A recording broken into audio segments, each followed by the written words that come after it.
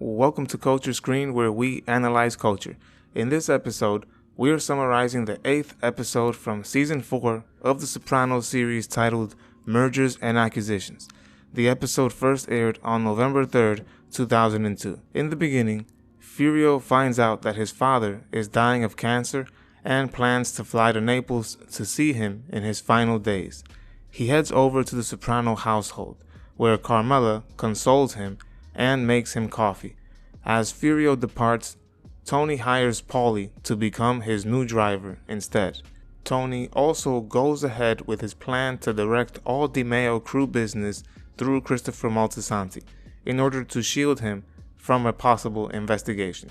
This plan has also been approved by his lawyer, Neil Mink. Christopher, on the other hand, may not be up to the task, as evidenced by Tony giving him a set of orders over the phone and him quickly writing the commands from Tony on his pillowcase when he can't find a piece of paper. This, of course, is a huge mistake and shows just how unfit for the life Christopher really is. In another scene, Nucci, Paulie's mother, is having difficulty adjusting to life at her retirement home at Green Grove. While visiting her, Paulie runs into two of her friends, Min Matrone and Cookie Cirello. Cookie and Min speak privately with Paulie, informing him that they do not want to socialize with Nucci, and Paulie is shocked by how they are emotionally affecting his mother. Nucci becomes depressed and ends up isolating herself in her room because Cookie and Min have continued to shun her. When Paulie discusses his mother's problems with the facility director, the director also expresses that residents are also annoyed by Nucci's emotional and annoying personality. Later on, as we catch up with Ralph, we see Ralph is accompanied by Tony to the stables to see his horse, Pyomai. While at the stable, Tony meets Valentina La Paz, Ralph's new girlfriend. Valentina causes everyone in the room to laugh when she leads Ralph into stepping into horse manure. Tony quickly warns Valentina about Ralph having an extremely short temper, and we see an immediate attraction develops between the two. Tony pays Valentina a visit under the guise of having her create a painting of Pyomai and Tony. We also see Tony wants her to crop Ralph out of the painting. This shows the viewer just how little Tony cares about Ralph and those who make money for him in general. Tony and Valentina end up sleeping together afterward. Tony quickly ends their relationship and gives Valentina a horseshoe pin as a parting gift because he does not want to take Ralph's guma while she is still with Ralph. Back in Italy, Furio's father dies, and Furio tells his uncle that he no longer feels at home. Furio further adds that he is in fact in love with Carmela, his boss's wife back in New Jersey. Furio's uncle criticizes Furio for allowing his emotions to get the best of him, telling him that if he truly loves Carmela, he must either suppress the feeling of love he has for her, or he must take out Tony. All the while, Carmela continues to fantasize and dream of Furio.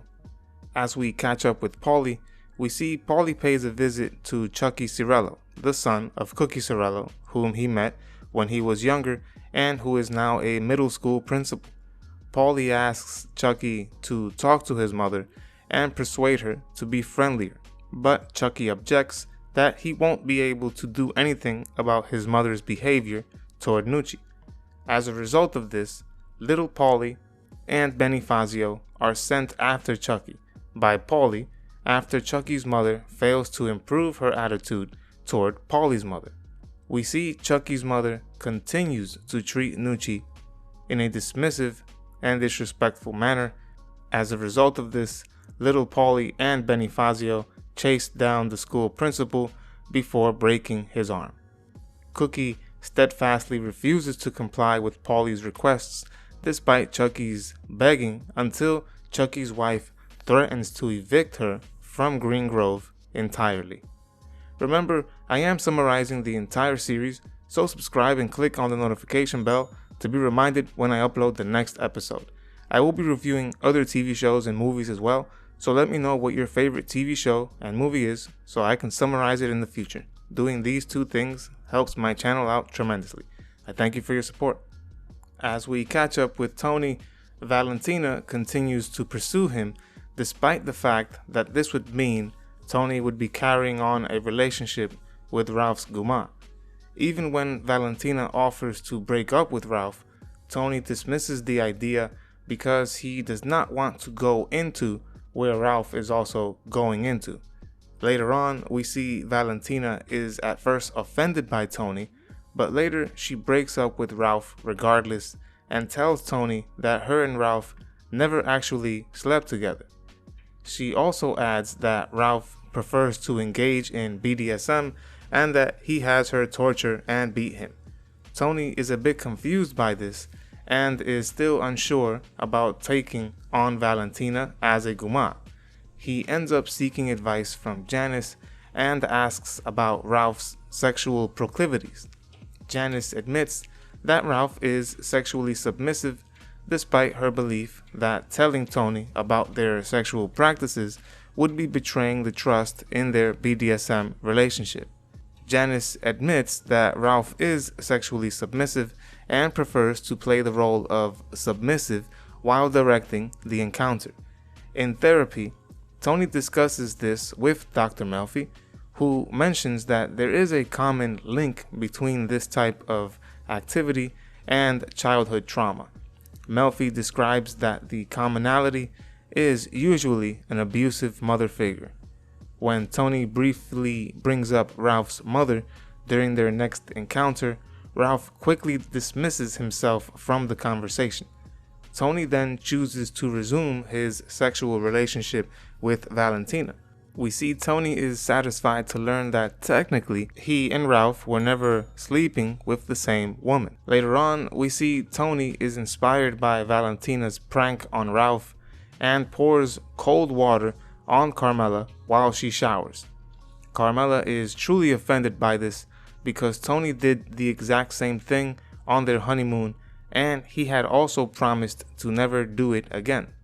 Carmela is upset because Tony failed to keep yet another promise, and the encounter turns sour. Later, she finds Valentina's acrylic fingernail from Tony's clothing. Carmela places the nail on Tony's bedside as a way of showing Tony that she is aware of him committing yet another act of infidelity. Carmela takes revenge by using a shovel to try to break into the padlock on Tony's bird feeder. She fails and proceeds to steal Tony's keys to open it up instead. She steals several stacks of Tony's cash.